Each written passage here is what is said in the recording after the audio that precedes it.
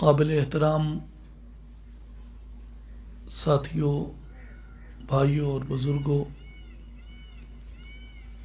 السلام علیکم ورحمۃ اللہ وبرکاتہ۔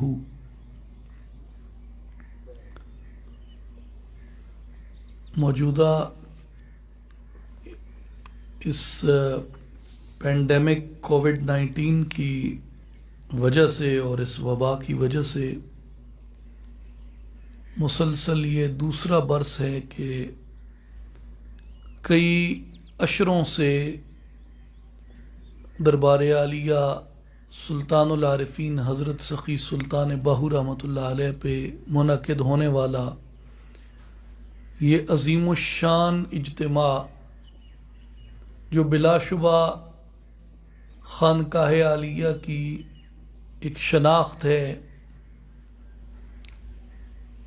یہ اپنے اس شان و شوکت سے انعقاد پذیر نہیں ہو سکا، اور جس طرح یہاں پہ اہل محبت و عقیدت کا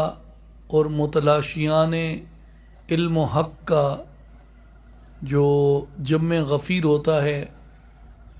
وہ بھی بپا نہیں ہو سکا، حالانکہ بہت علاقوں سے دور دراز لوگ آنا چاہتے تھے، جن کو اصلاحی جماعت و عالمی تنظیم العارفین کے شعبہ ابلاغ عامہ اور مقامی اضلاع کے ساتھیوں کی طرف سے سختی سے منع کیا گیا کہ ہم پہ لازم ہے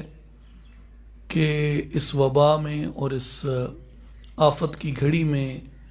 جو حکومت پاکستان نے ہماری سہولت کے لیے،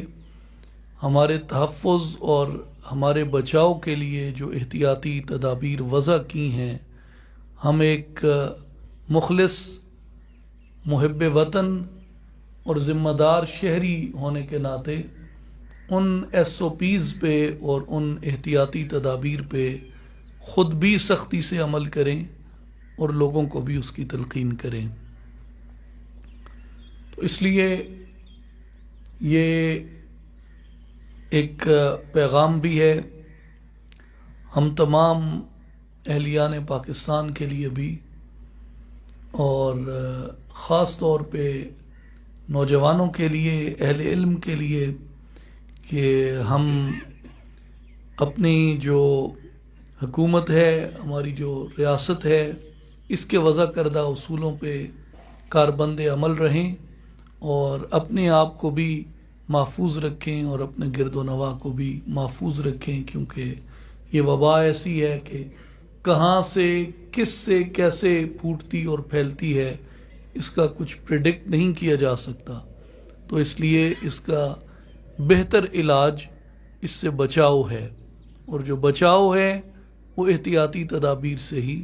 ممکن ہے۔ آج چند ایک چیزیں انتہائی مختصر وقت میں آپ کے سامنے، آپ کی خدمت میں عرض کرنا چاہوں گا۔ اس سب کا مقدمہ ایک ہے، اور وہ مقدمہ ہے ہماری یعنی اسلامیان عالم کی جو اس وقت اجتماعی صورتحال ہے، معاشی سطح پہ، سیاسی سطح پہ، دفاعی سطح پہ، تعلیمی سطح پر، معاشرتی سطح پر، اور تقریباً ہر محاذ پہ ہمیں ایسے سخت ترین حالات کا سامنا ہے، شاید جس کا تصور بھی نہیں کیا جا سکتا۔ ہم مظلوم ہیں، لیکن ہمیں پیش ظالم کے طور پہ کیا جاتا ہے۔ ہم مجبور ہیں، لیکن ہمیں پیش جابر کے طور پہ کیا جاتا ہے۔ ہم مفتو ہیں فی الحقیقت، لیکن ہمیں پیش کسی غاصب کے طور پہ کیا جاتا ہے۔ اور دنیا بھر میں جتنا قتل عام مسلمانوں کا ہو رہا ہے، اس میں کوئی شک نہیں کہ کرۂ ارض پہ بسنے والی مسلمان آبادی سب سے زیادہ اپنے مقتول اور اپنے شہداء اٹھاتی ہے، لیکن پھر بھی دنیا میں ہمیں قاتل کے طور پہ پیش کیا جاتا ہے۔ اور اس طرح کے اتنے بے شمار چیلنجز ہیں کہ جن کے بارے میں سوچ کے، جن کے بارے میں خیال کر کے بھی انسان ورطہ حیرت میں چلا جاتا ہے کہ ہم اپنے آپ کو ایک امت کے طور پہ کیسے ان سے باہر لے کے آئیں۔ تو اس کا، ان سب سوالات کا کئی زاویوں سے جواب دیا جا سکتا ہے،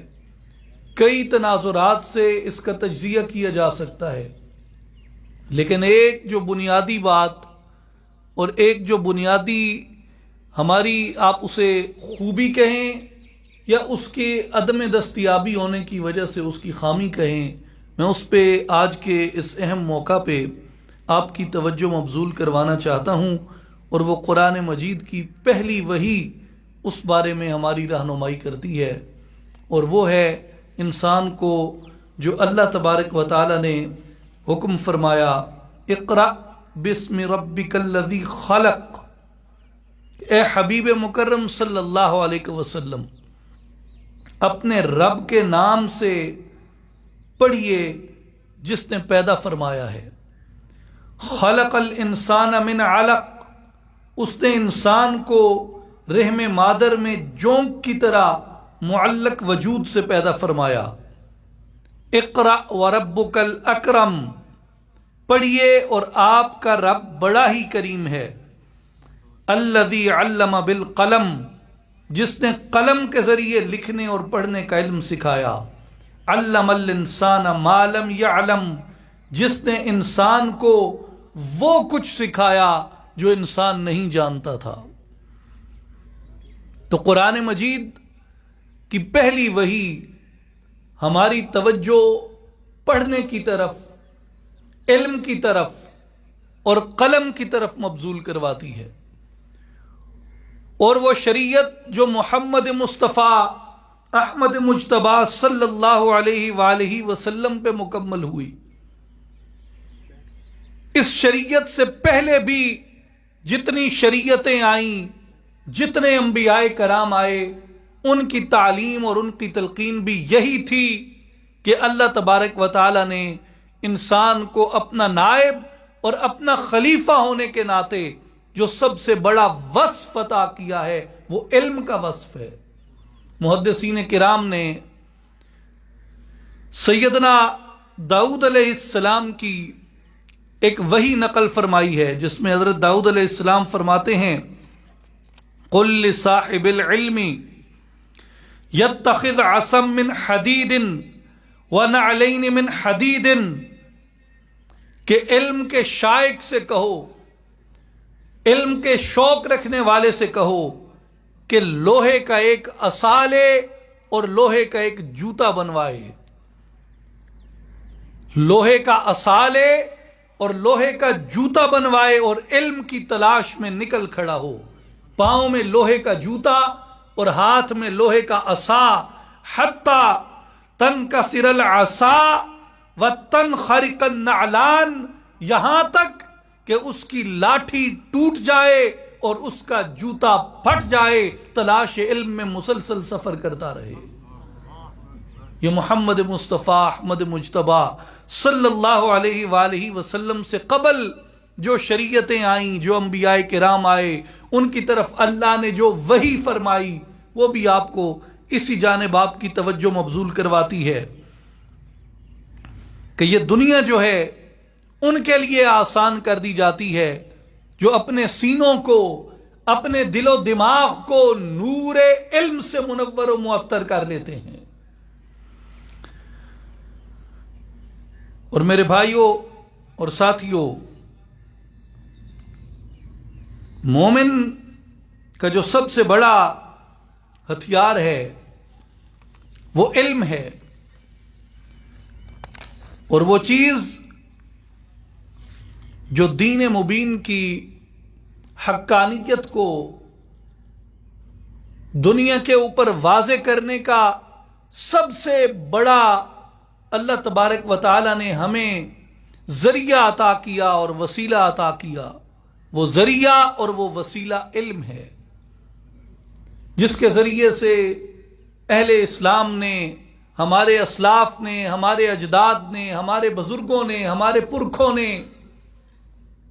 دنیا جہان کے اندر دین کی حقانیت کو واضح کیا، توحید کے پیغام کو عام کیا، اور سیدی رسول اللہ صلی اللہ علیہ وآلہ وسلم کی عظمت رسالت کو اور سرکار کی ختم نبوت کو جنہوں نے ظاہر کیا اور واضح کیا۔ اور یہی وہ وصف ہے جو مومن کو اس کے درجات کے اندر ترقی اور بلندی عطا کرتا ہے۔ علماء کو انبیاء کا وارث کہا گیا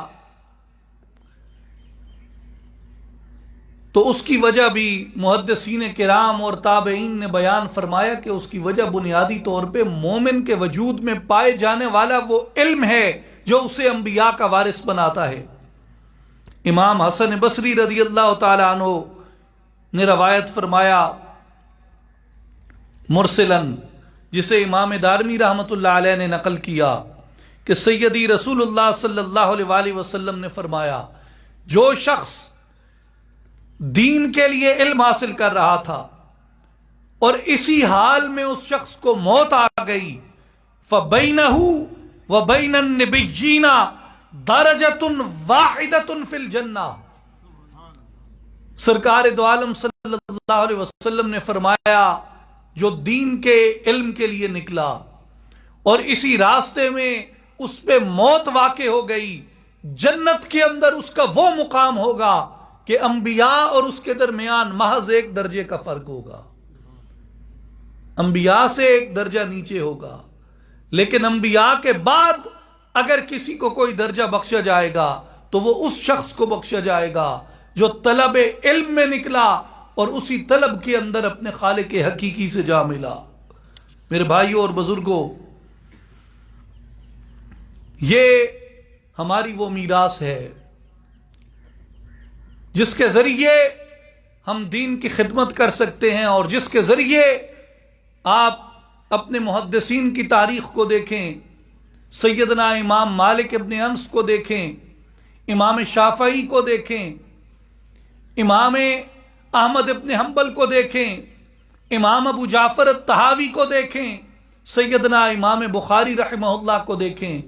امام مسلم کو دیکھیں، امام ترمذی کو دیکھیں۔ اگر آج میری زبان اور میرے لب یہ شیرینی حاصل کرتے ہیں، یہ مٹھاس حاصل کرتے ہیں کہ میں رسول پاک صلی اللہ علیہ وآلہ وسلم کے فرمائے ہوئے الفاظ کو، حضور کے ادا کیے ہوئے ان خوبصورت لفظوں کو، حضور کی ذات اقدس سے طلوع ہونے والی اداؤں کو اگر آج میں جانتا ہوں، حضور کے تبسم کو میں جانتا ہوں، حضور کے حلیہ شریفہ کو میں جانتا ہوں، حضور کے معمولات مقدسہ کو اگر میں جانتا ہوں، حضور کے طور اتوار کو میں جانتا ہوں، حضور کے اٹھنے اور بیٹھنے کو میں جانتا ہوں، تو یہ ان اہل علم کی بدولت ہے جنہوں نے اپنی عمریں علم کے اندر صرف کر دیں، رسول اللہ کے طریق کو تلاش کرتے ہوئے صرف کر دیں، رسول اللہ صلی اللہ علیہ وسلم کے معمولات کو تلاش کرتے ہوئے صرف کر دیں۔ اور اگر ایک مومن علم سے بے ذوق ہو جاتا ہے، اگر ایک مومن کے سینے سے علم کا شوق جاتا رہتا ہے، اس سے بڑا نہ کسی فرد کا زوال ہو سکتا ہے، نہ کسی قوم کا زوال ہو سکتا ہے۔ آج کی اس انتشار زدہ اسلامی دنیا کے اندر اگر آپ واقعتاً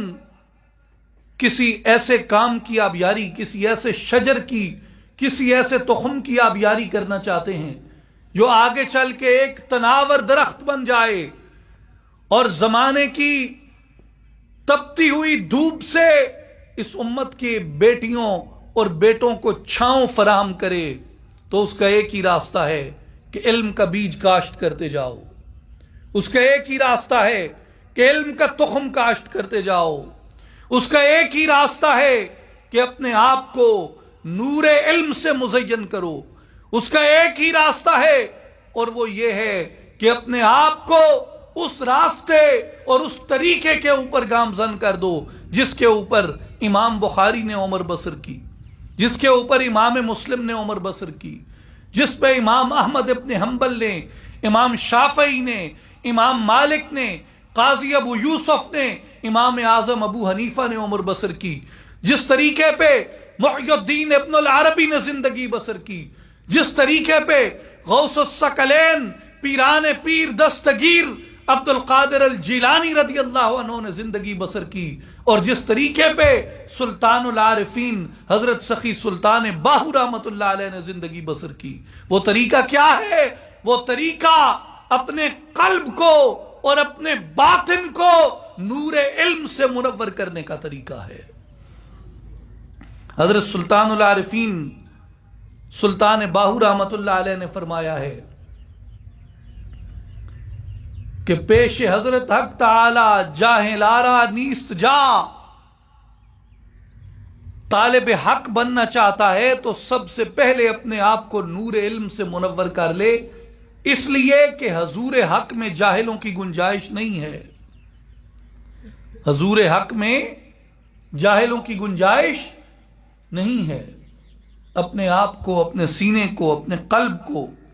علم سے منور کرو۔ اور میرے بھائیوں اور بزرگوں یاد رکھیے، یہ جو آج ہمیں رٹا بازی کے اوپر لگا کے یہ جو پوسٹ انڈسٹریل ریولوشن کا سلیبس تھا،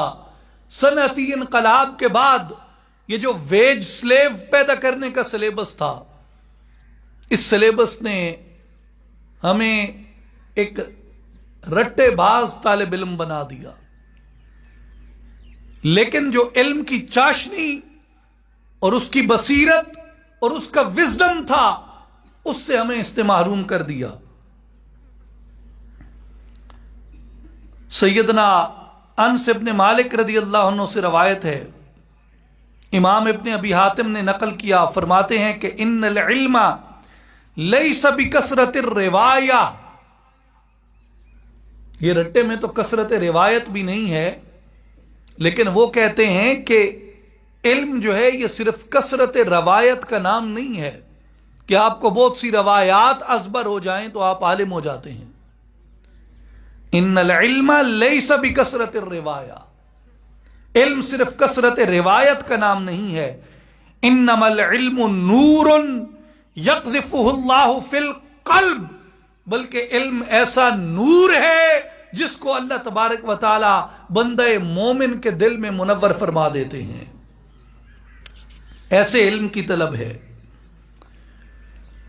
امام دارمی نے، امام عبداللہ ابن مبارک نے اور امام ابن ابی شیبہ نے حضرت امام حسن بصری سے روایت کیا، وہ کہتے ہیں کہ رسول اللہ صلی اللہ علیہ وآلہ وسلم نے ارشاد فرمایا، العلم علمان، علم دو طرح کا ہوتا ہے۔ العلم علمان، علم دو طرح کا ہوتا ہے، علم فی القلب فذالک العلم النافع۔ علم کی جو پہلی قسم ہے، ایک قسم ہے وہ علم ہے جو بندہ مومن کے قلب سے طلوع پذیر ہوتا ہے، فذالک العلم النافع، یہی اصل میں علم نافع ہے جو بندے کو اس کے دل سے نصیب ہوتا ہے۔ وعلم علی اللسان، اور علم کی ایک قسم یہ بھی ہے کہ زبان جانتی ہو، فذالک حجت اللہ علی خلقہ، اور یہ جو علم ہے اللہ تعالیٰ کی حجت ہے اس کی مخلوق پر، کہ اولاً تمہیں کم از کم علم اللسان نصیب ہو کہ تمہاری زبانیں عالم ہوں، اور اس کے بعد کوشش کرو جب زبان علم حاصل کر لے تو اس علم کے نور کو اپنے سینے کے اندر منتقل کر دو۔ اور اس کے لیے کہا فذالک العلم النافع۔ اور اگر علم نافع نصیب نہ ہو تو سیدی رسول اللہ صلی اللہ علیہ وآلہ وسلم کی مسنون دعا ہے کہ آپ ایسے علم سے اللہ کی پناہ مانگتے تھے۔ ایک حدیث پاک سے یہ معلوم ہوا کہ علم فی القلب فذالک العلم النافع، علم نافع وہ ہے جو علم بندے کے قلب کے اندر ہوتا ہے، اور یہ علم نافع ہے۔ اور اگر کسی کو علم نافع نہیں تو اس کے لیے سیدی رسول اللہ صلی اللہ علیہ وسلم نے دعا فرمائی، امام ابو داؤد نے اور امام نسائی نے حضرت ابو ہریرہ رضی اللہ تعالیٰ عنہ سے روایت کیا کہ سیدی رسول اللہ صلی اللہ علیہ وآلہ وسلم نے فرمایا اللہم انی اعوذ بک من الاربع من علم لا ينفع ومن قلب لا يخشع ومن نفس لا تشبع ومن دعاء لا يسمع. اے اللہ میں 4 چیزوں سے تیری پناہ طلب کرتا ہوں. اولاً فرمایا من علم لا ينفع، ایسے علم سے جو مجھے نفع نہ بخشے، ومن قلب لا يخشع، اور ایسے قلب سے پناہ چاہتا ہوں جس کے اندر عاجزی نہ ہو، ومن نفس لا تشبع، ایسے نفس سے جو سیر نہ ہو، ومن دعاء لا يسمع، اور ایسی دعا سے توبہ، ایسی دعا سے تیری پناہ چاہتا ہوں جو دعا درجہ قبولیت حاصل نہ کر سکے. تو بات سمجھانے کی یہ ہے کہ علم نافع وہ علم ہے جو بندہ مومن کے قلب سے تعلق رکھتا ہے، اور یہی وہ علم ہے جو بندہ مومن کو نفاق سے بچاتا ہے. اور اس علم کا ہونا علم کے نافع ہونے کی دلیل ہوتا ہے، اور اگر علم نافع نہ ہو تو رسول اللہ صلی اللہ علیہ وآلہ وسلم نے ایسے علم سے اللہ تبارک و تعالیٰ کی پناہ طلب فرمائی. اور صحیح بخاری کتاب العلم میں عبداللہ ابن عمر ابن العاص رضی اللہ عنہما سے روایت ہے کہ رسول اللہ صلی اللہ علیہ وآلہ وسلم نے ارشاد فرمایا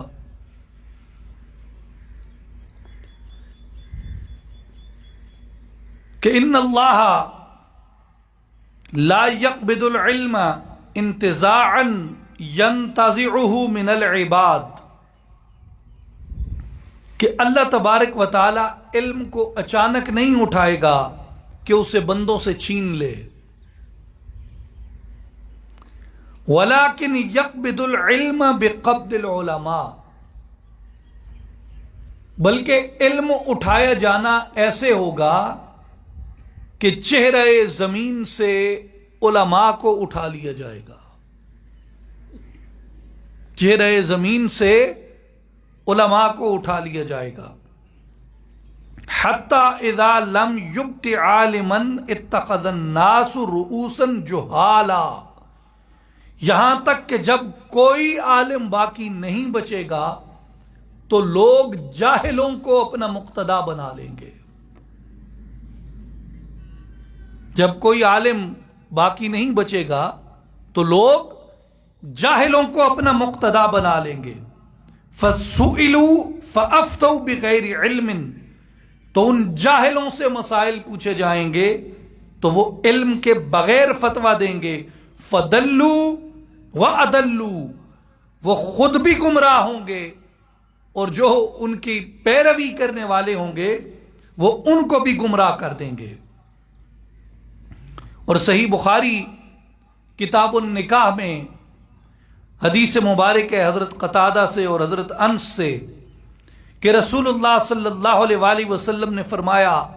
ان من اشراط الساعۃ ان یرفع العلم، کہ قیامت کی نشانیوں میں سے ایک نشانی یہ ہے کہ علم کو اٹھا لیا جائے گا. قیامت کی نشانیوں میں سے نشانی یہ ہے کہ علم کو اٹھا لیا جائے گا. وَيَكْثَرُ الجَّهْلُ، اور ہر طرف جہالت پھیل جائے گی، ہر طرف جہل عام ہو جائے گا. اسی کے اوپر شارح بخاری امام بدر الدین عینی رحمۃ اللہ علیہ کی ایک عبارت ہے جسے پڑھ کے انسان حیران رہ جاتا ہے، ہکا بکا رہ جاتا ہے کہ اس حدیث پاک کے بارے میں اسلاف امت نے اپنے اپنے زمانے کے کیا تجزیے کیے کہ قیامت کی نشانیوں میں سے ہوگی کہ علم اٹھا لیا جائے گا. اور امام بدر الدین عینی رحمۃ اللہ علیہ نے قاضی عیاض مالکی رحمۃ اللہ علیہ کا قول نقل کیا کہ قاضی عیاض نے کہا کہ رسول اللہ صلی اللہ علیہ وآلہ وسلم نے جس طرح یہ خبر دی ہے قاضی ایاز مالکی نے کہا کہ اس کا مصداق ہمارا زمانہ ہے، کیونکہ اب لوگ جو جہلا کو اپنا امیر بناتے ہیں، جو اللہ کے دین میں اپنی رائے سے حکم لگا رہے ہیں اور اپنی جہالت سے فتوے دے رہے ہیں۔ یہ قاضی ایاز مالکی اندلسی رحمت اللہ علیہ نے کہا، 4 صدی ہجری کے عالم ہیں۔ امام بدر الدین عینی فرماتے ہیں کہ ان کے جواب میں ان سے چند صدیاں بعد 6 یا 7 صدی ہجری میں شیخ قطب الدین نے کہا کہ قاضی ایاز نے یہ کیسے کہہ دیا کہ حضور کی اس حدیث کا مصداق ہمارا زمانہ ہے، حالانکہ قاضی ایاز کے زمانے میں تو بڑے بڑے علماء، بڑے بڑے فقہاء، بڑے بڑے محدثین موجود تھے۔ قاضی ایاز کے زمانے کے لیے کہنا مناسب نہیں۔ فی الحقیقت حضور کا یہ فرمان، شیخ قطب الدین نے کہا کہ حضور کا یہ فرمان ہمارے زمانے کے لیے ہے، کہ ہمارے زمانے میں علم اٹھ چکا۔ یہ 2 اقوال قاضی ایاز مالکی کا اور شیخ قطب الدین کا یہ قول لکھنے کے بعد امام بدر الدین عینی رحمت اللہ علیہ جو 9ویں صدی ہجری میں ہوئے، 9th ہجری کے اندر، 9th سینچری جو ہے ہجرہ کی، اس کے اندر ہوئے، امام بدر الدین عینی فرماتے ہیں کہ میں یہ کہتا ہوں کہ یہ قول ان دونوں بزرگوں کو کہنا مناسب نہ تھا، قاضی ایاز مالکی کو بھی اور شیخ قطب الدین کو بھی، اس لیے کہ وہ دونوں زمانے علماء کے، محدثین کے، فقہاء کے عروج کے زمانے تھے اور وہ بکثرت پائے جاتے تھے۔ فی الحقیقت تو حضور کا یہ فرمان ہمارے اس عہد کے لیے ہے جس میں جہلا عام ہیں اور جہلا کو صدارت دی جاتی ہے اور جہلا مشائخ کہلاتے ہیں۔ میرے بھائیوں اور بزرگوں، حضور کا فرمان ذیشان حضور کے زمانے میں تھا۔ 4 صدی ہجری میں قاضی ایاز نے کہا کہ مجھے تو اپنا زمانہ دیکھ کے لگتا ہے کہ یہ میرے زمانے کے لیے ہے۔ 6 صدی ہجری میں شیخ قطب الدین نے کہا کہ مجھے تو یہ لگتا ہے کہ سرکار کا یہ فرمان قاضی ایاز کے زمانے کے لیے نہیں، میرے زمانے کے زیادہ مصداق ہے۔ اور امام بدر الدین عینی نے کہا 9ویں صدی ہجری میں، انہوں نے کہا کہ نہ یہ قاضی ایاز کا زمانہ اس حدیث کا مصداق ہے اور نہ 6 صدی ہجری میں شیخ قطب الدین کا زمانہ اس کا مصداق ہے، فی الحقیقت ہمارا زمانہ اس کا مصداق ہے۔ اور وہ کون سا زمانہ ہے؟ جو جلال الدین سیوطی کا زمانہ تھا، جو ابن حجر ہیثمی کا زمانہ تھا، جو ابن حجر اسقلانی کا زمانہ تھا، جو شیخ محقق شاہ عبد الحق محدث دہلوی کا زمانہ تھا، جو شیخ مجدد حضرت شیخ احمد سرہندی کا زمانہ تھا، اور بڑے بڑے اتقیاء، اصفیاء، اولیاء، صالحین، علماء اس کے بعد ہوئے۔ میرے بھائیوں اور بزرگوں، میرے دوستوں اور ساتھیوں، کیوں نہ اپنے ان بزرگوں کی سنت کو اپناتے ہوئے ہم اپنے آپ میں نظر کریں۔ اور مجھے تو یہ لگتا ہے، اور اس پہ علماء نے قول بھی کیا، کہ فی الحقیقت اس کی مصداق یہ 15ویں صدی ہجری ہے، جس میں آپ علماء کی ناقدری دیکھیں، علماء پہ ٹوٹنے والی قیامتیں دیکھیں اور علم پہ ٹوٹنے والی قیامتیں دیکھیں۔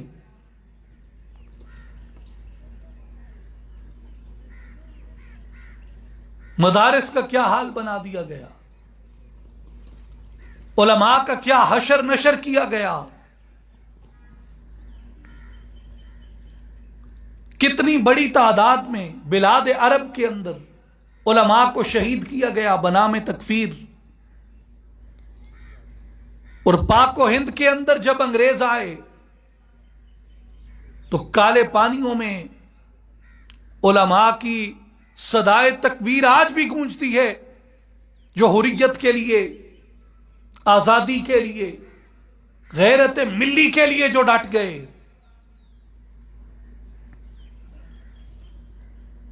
لیکن انہوں نے اپنے علم کا سودا نہیں کیا، انہوں نے اپنے علم کو بیچا نہیں۔ علامہ اقبال رحمۃ اللہ علیہ نے افغانوں کی تحسین کی۔ علامہ اقبال نے کہا کہ یہ دنیا تمہیں کہتی ہے کہ تم ٹیکنالوجی سے اور علوم جدید سے بے بہرا ہو، کوئی بات نہیں افغانوں، یہ تانا اپنے سینے پہ سہ لو، اس لیے کہ تیری بے علمی نے رکھ لی بے علموں کی لاج، عالم فاضل بیچ رہے ہیں اپنا دین ایمان۔ وہ علم کس بات کا جس نے عالم کو ایک کموڈٹی بنا دیا۔ سیاست کے بازار میں دیکھیں آپ، یہ پچھلی 90 برس کی جو ہماری تاریخ ہے یہ ہمیں بہت کچھ سکھاتی ہے اگر ہم اس سے کچھ نہ کچھ سبق سیکھنے والے بنے۔ اب میں گفتگو کے اختتام کی طرف آتے ہوئے کچھ اپنے ہم منصب بزرگوں، بھائیوں اور دوستوں کی خدمت میں عرض کرنا چاہتا ہوں کہ اگر محدثین کے اپنے اپنے عہد کی یہ بات چل نکلی ہے تو ایک نظر طبقہ صوفیاء پہ بھی ڈال لیں۔ امام ابو القاسم القشیری رحمۃ اللہ علیہ نے رسالہ قشیریہ کے مقدمے میں ایک بہت خوبصورت بحث فرمائی، اور وہ فرماتے ہیں کہ مجھے یہ رسالہ لکھنے کی نوبت کیوں پیش آئی، اس کی ضرورت کیوں پیش آئی، اور یہ رسالہ قشیریہ کب لکھا گیا؟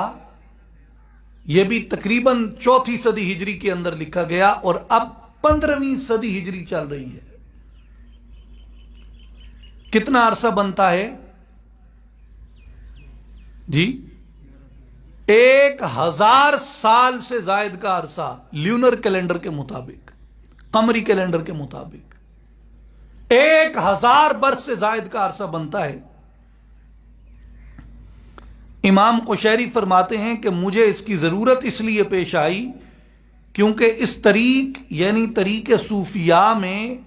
وقفہ آ گیا، بلکہ حقیقتاً یہ طریقہ مٹتا جا رہا تھا۔ وہ بزرگ چلے گئے جن کی اقتدا کی جاتی تھی۔ وَقَلَ الشَّبَابُ الَّذِينَ كَانَ لَهُمْ بِصِيرَتِهِمْ وَسُنَّتِهِمْ اقتداء، وہ نوجوان کم ہیں جن کی سیرت اور جن کے طریقہ کی اقتدا کی جاتی۔ وَزَالَ الْوَرْعُ وَتَوَابِسَاتُهُ، ورع اور پرہیزگاری ختم ہو گئی، اس کی بساط لپیٹتی گئی۔ وَاشْتَدَّ الطَّمَعُ وَقَوَى رِبَاطُهُ، لالچ بڑھ گئی اور لالچ کی تنابیں مضبوط ہو گئیں۔ وَارْتَحَلَ عَنِ الْقُلُوبِ حُرْمَةُ الشَّرِيعَةِ، لوگوں کے دلوں سے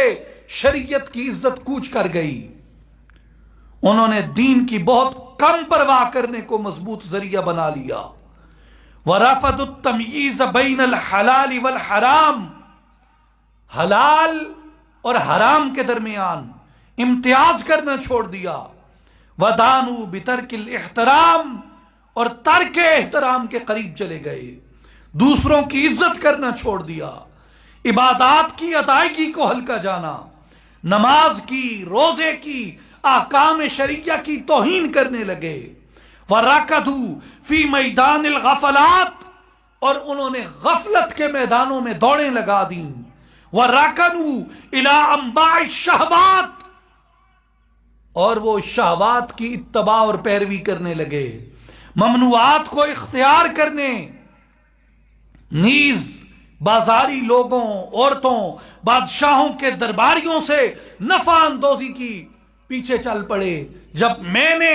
صوفیاء کو، صوفیاء کے نام لیواؤں کو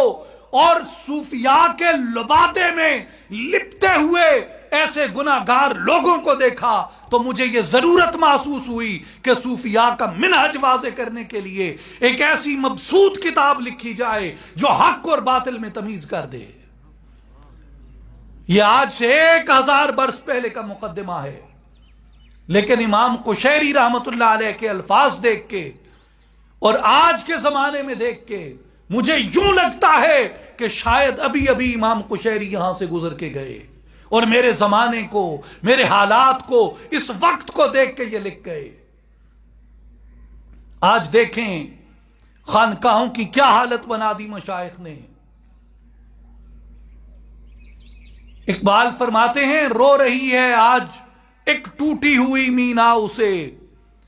کل تلک گردش میں جس ساکی کے پیمانے رہے، آج ہیں خاموش وہ دشت جنوں پرور جہاں، آج ہیں خاموش وہ دشت جنوں پرور جہاں، رقص میں لیلا رہی لیلا کے دیوانے رہے، جہاں اہل عالم کی، اہل جہان کی، خلق کی روحانی اخلاقی تربیت کی جاتی، جہاں ان کے سینوں کو رسول اللہ صلی اللہ علیہ وآلہ وسلم کی سنت و شریعت کی محبت سے مالا مال کیا جاتا، جہاں ان کے اخلاق کو اخلاق رسول کی فیض سے منور و روشن کیا جاتا، وہ خانقاہیں، وہ اللہ والے، وہ ان کے خرقے، وہ ان کے خلفاء جو اس شرکستان میں آئے، جو کروڑوں بتوں کی زمین تھی، جہاں ایک خدا کا تصور نہ تھا، ہر کام کا الگ دیوتا، ہر مسئلے کی الگ دیوی تھی، اس زمین میں اللہ اکبر کی صدا ان صوفیاء کے مقدس سینوں سے پھوٹی۔ یہاں مندروں کی گھنٹیوں کے ساتھ اللہ اکبر، اشہد ان لا الہ الا اللہ، اشہد ان محمد الرسول اللہ، حی علی الصلاح، حی علی الفلاح کی صدائیں گونجنے لگیں۔ یہ ان صوفیاء کے دم قدم سے تھا۔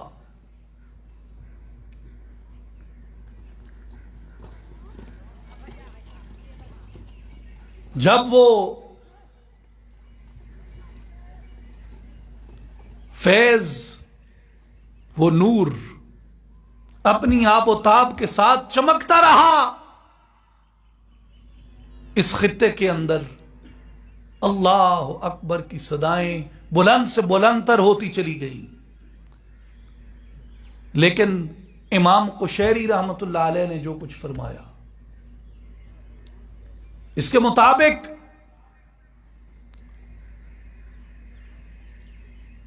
جب اللہ کا ذکر اٹھ گیا، سنت مصطفیٰ کی مطابعت نہ رہی، اور جس طرح علماء نے دین کو سیاست کا ذریعہ بنا لیا، اسی طرح مشائخ نے بھی خانقاہوں کو سیاست کا ذریعہ بنا لیا۔ اور یہ جو ہمارے اوپر کالونیل ایک ٹائم گزرا، اس نے قوم کی ترجیحات بدل دی، اس نے قوم کی ترجیحات بدل دی۔ لوگ اپنے آپ کو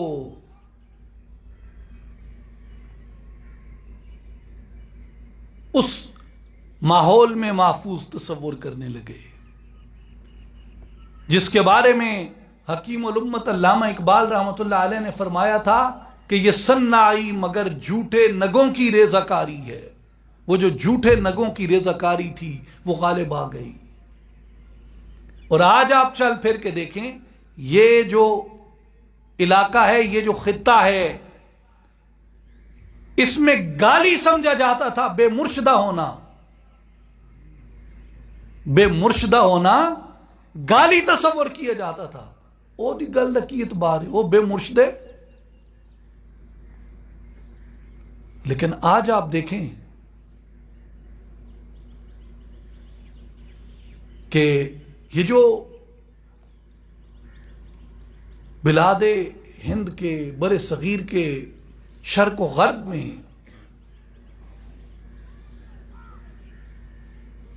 چرسیوں نے، کرمنلز نے،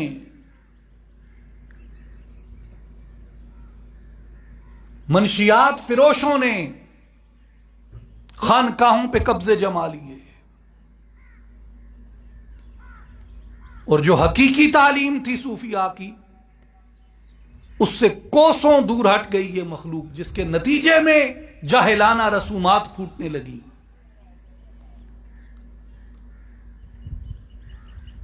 یہ تصور بھی نہیں کیا جا سکتا کہ کیا کوئی خانقاہ کبھی کسی درس علمی کے بغیر بھی موجود ہو سکتی ہے۔ یہ تصور بھی نہیں کیا جا سکتا خانقاہ کے اندر کہ خانقاہ ہو، مرکز تصوف ہو، مرکز تربیت ہو، اور علماء کا نام و نشان نہ ہو وہاں پہ۔ لیکن آج آپ طول و عرض میں پھیلی ہوئی خانقاہوں کو دیکھ لیں،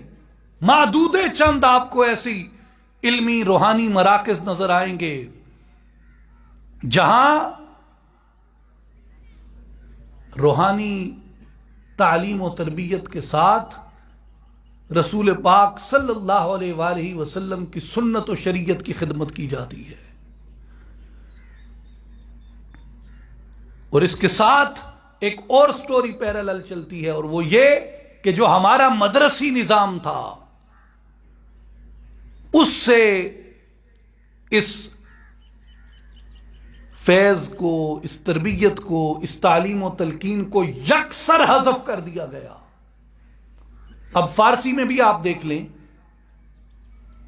فارسی فصاحت و بلاغت کی، زبان و بیان کی اور اخلاقیات کی چند بنیادی کتب رہ گئی ہیں۔ کریمہ ہے، نام حق ہے، پند نامہ ہے، گلستان بوستان ہے، ٹھیک ہے ان میں اخلاقیات کا درس موجود ہے، پند نامہ عطار ہے، لیکن جو اصل مغز تھا وہ تو مثنوی میں تھا، وہ تو رسالہ قشیریہ میں تھا، وہ تو مکتوبات شریف کے اندر تھا،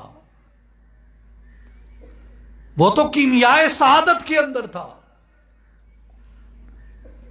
وہ تو فصوص الحکم کے اندر تھا، وہ تو عوارف المعارف کے اندر تھا، وہ تو دیگر اجل و کبار صوفیاء کی کتب میں تھا۔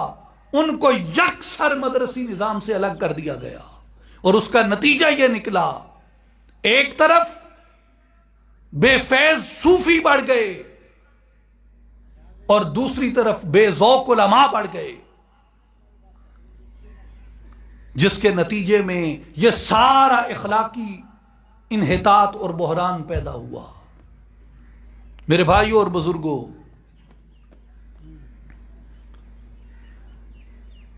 میرے دوستوں اور ساتھیوں، گفتگو کو اختتام کی طرف لاتے ہوئے اس سارے مسئلے کا حل یہ ہے کہ ہر چیز کے اندر ایک اعتدال اور ایک توازن قائم کیا جائے، اہل علم کے ہاں بھی اور اہل خانقاہ کے ہاں بھی۔ یہ تصور بھی محال ہے کہ کوئی خانقاہ بغیر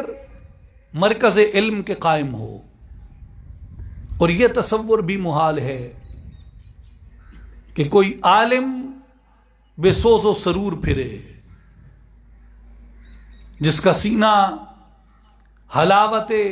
ذکر سے، برکت ذکر سے، چاشنی ذکر سے، سوز و سرور ذکر سے حلاوت نہ پائے۔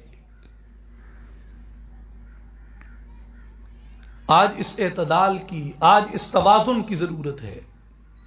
حق کو حق سے شناخت کرنے کی اور حق کو حق سے تسلیم کرنے کی ضرورت ہے،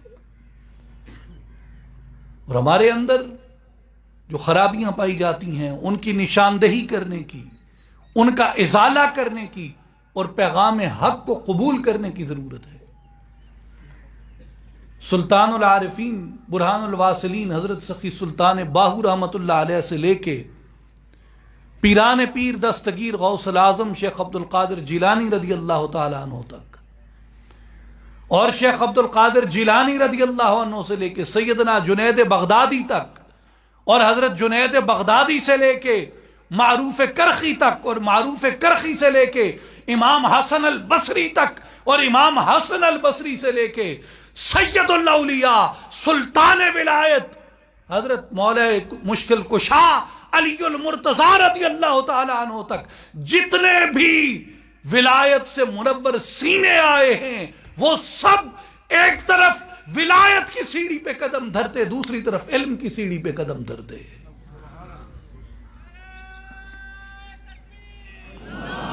ایک طرف ولایت کی سیڑھی ہے اور ایک طرف علم کی سیڑھی ہے۔ اسی کا نام توازن ہے اور اسی کا نام عدل و اعتدال ہے کہ ان دونوں کو قائم کیا جائے۔ اصلاحی جماعت و عالمی تنظیم العارفین کا